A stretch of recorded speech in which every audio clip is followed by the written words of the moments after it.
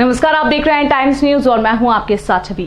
मध्य प्रदेश में कोरोना महामारी के शुरुआती दौर में कई पैरामेडिकल स्टाफ को मरीजों के इलाज के लिए प्रदेश में कोविड सेंटर में लगाया गया था, लेकिन अचानक से 7 से 8 हजार नर्सिंग स्टाफ को हटाए जाने की बात को लेकर नर्सिंग स्टाफ द्वारा कोविड सेंटर के बाहर प्रदर्शन कर अपनी 3 सूत्री मांगे सरकार के सामने रखी हैं। बता दें, कोरोना की दूसरी लहर की शुरुआती दौर में सरकार द्वारा सभी को एक दूसरे की मदद करने का आह्वान किया गया था और इसी कड़ी में शासन द्वारा कोविड-19 में मरीजों को इलाज मुहैया कराने के उद्देश्य से प्रदेश में 7 से 8 हजार आयुष चिकित्सा, दंत चिकित्सा, पैरामेडिकल, फार्मासिस्ट सहित नर्सिंग स्टाफ की नियुक्तियां की गई थी और उन्हीं नर्सिंग स्टाफ के कारण प्रदेश में महामारी में मरीजों को उचित इलाज मुहैया कराया गया था और इन्हीं नर्सिंग स्टाफ के कारण शहर एक भयावह स्थिति से बाहर निकलने में भी सफल रहा है।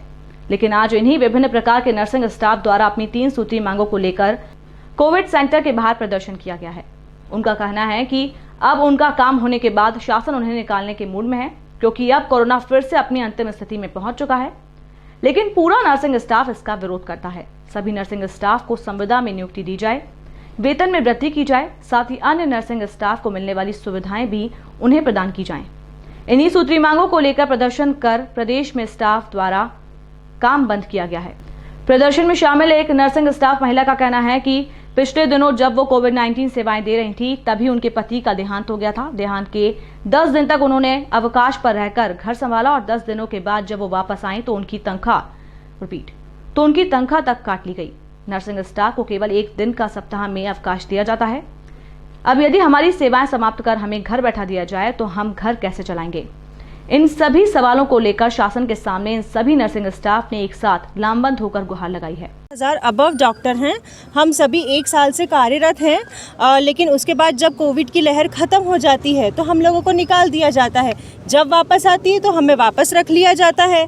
तो ऐसा कब तक चलेगा? तो हम सब चाहते हैं कि हम जितने भी आयुष हैं, पैरामेडिकल हैं, डेंटल हैं, जितने भी स्टाफ है जिनकी कोविड में नियुक्ति हुई है, नर्सिंग स्टाफ है, सभी का मैं बोल रही हूँ, जितने भी अस्थायी जो कर्मचारी हैं उनका संविदा में नियुक्ति की जाए और हम लोगों का वेतन बढ़ाया जाए।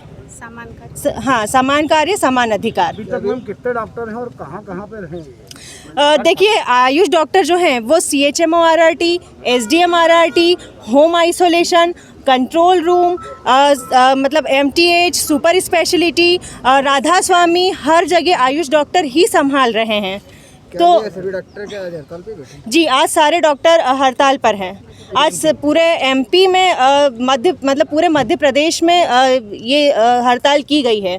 तो इंदौर में पूरा काम हमारी तरफ से बंद है आज। किस तरह की परेशानी होती है आपको काम करने में? परेशानी होती है क्योंकि हमारी सैलरी बहुत कम है, ठीक है। उसके अलावा हमें ऑफ भी सिर्फ 1 वीक ऑफ दिया जाता है, उसके अलावा हमें ऑफ भी नहीं मिलता।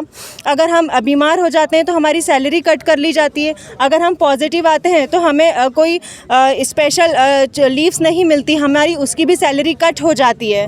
तो हम चाहते हैं कि हमारे पास वो सारे अधिकार हों जो एक स्थायी डॉक्टर या स्थायी कर्मचारी के पास होते हैं। कभी आप किसी आला अधिकारी से मिले आपने? जी, हमने CHMO सर को ज्ञापन दिया है, सभी दूर ज्ञापन दिए हैं, कलेक्टर सर को भी दिया है, लेकिन किसी की तरफ से अभी तक कोई प्रतिक्रिया आई नहीं है। आगे क्या रहेगा कदम आपका? अगर हमारी मांगे नहीं मानी जाती है तो हम अनिश्चितकालीन हड़ताल पर जाएंगे। आपका नाम? डॉक्टर राखी दुबे।